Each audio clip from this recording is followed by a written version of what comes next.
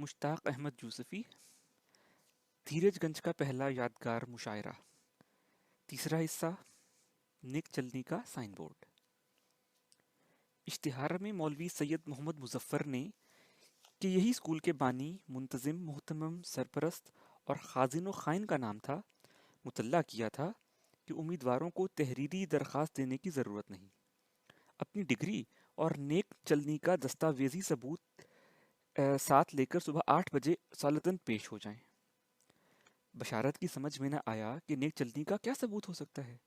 بد چلنی کا البتہ ہو سکتا ہے، مثلاً چالان، مچلکہ، وارنٹ گرفتاری، مصدقہ نقل حکم سزایابی، یا بستہ الف جس میں نامی بدماشی کرنے والوں کا اندراج ہوتا ہے۔ 5 منٹ میں آدمی بد چلنی تو کر سکتا ہے، نیک چلنی کا ثبوت فراہم نہیں کر سکتا۔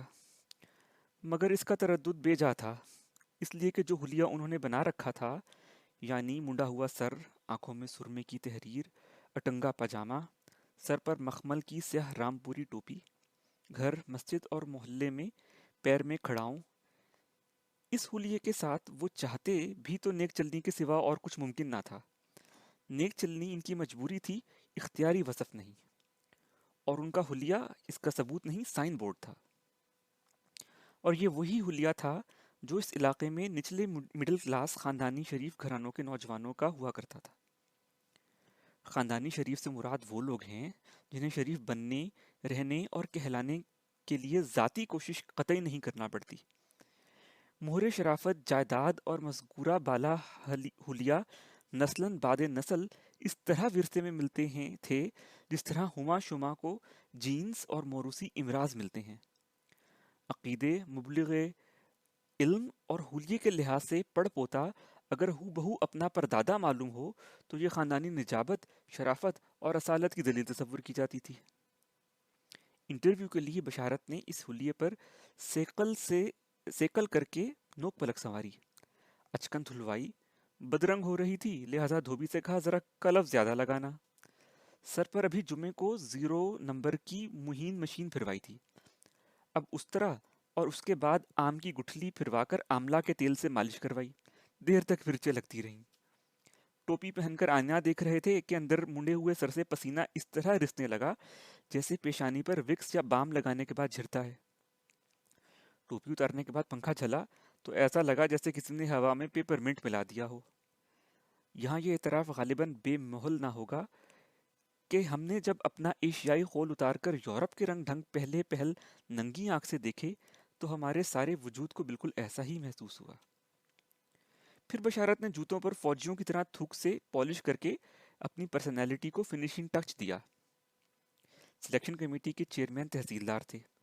سننے میں آیا تھا کہ تقرریوں کے معاملے میں اسی کی چلتی ہے۔ پھکڑ، فقرے باز، ادب دوست، ادیب نواز، ملنسار، نڈر اور رشوت خور ہے۔ گھوڑے پر کچہری آتا ہے، نادم تخلص کرتا ہے۔ آدمی بلا کا ذہین اور طبیعت دار ہے۔ اسے اپنا طرفدار بنانے کے لیے بادامی کاغذ کا ایک دستہ اور 6-7 نیزے نرسل کے قلم خریدے اور راتوں رات اپنے کلام کا انتخاب، یعنی 27 غزلوں کا گلدستہ مرتب کیا۔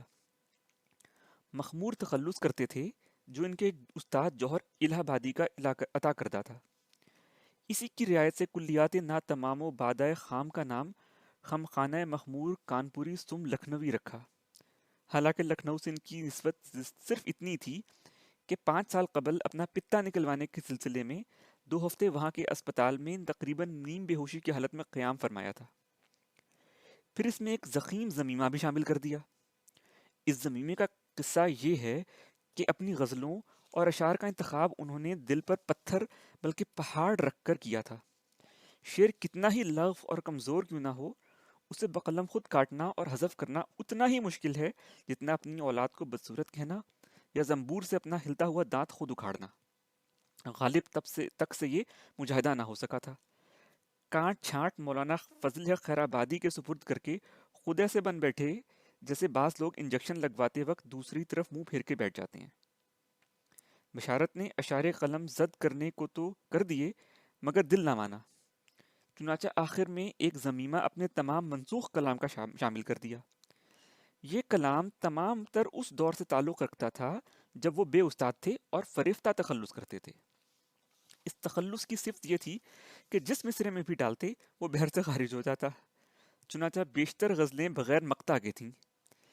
چند مقطعوں میں ضرورت شعری کے تحت فریفتہ کا مترادف شیدا اور دلدادہ استعمال کیا اور صراحتاً اوپر ڈوئی بھی بنا دی، مگر اس سے شعر میں کوئی اور سقم پیدا ہو گیا۔ بات دراصل یہ تھی کہ غیب سے جو مضامین خیال میں آتے تھے ان کے الہامی وفور اور طوفانی خروش کو وزن و عروج کے کوزے میں بند کرنا انسان کے بس کا کام نہ تھا۔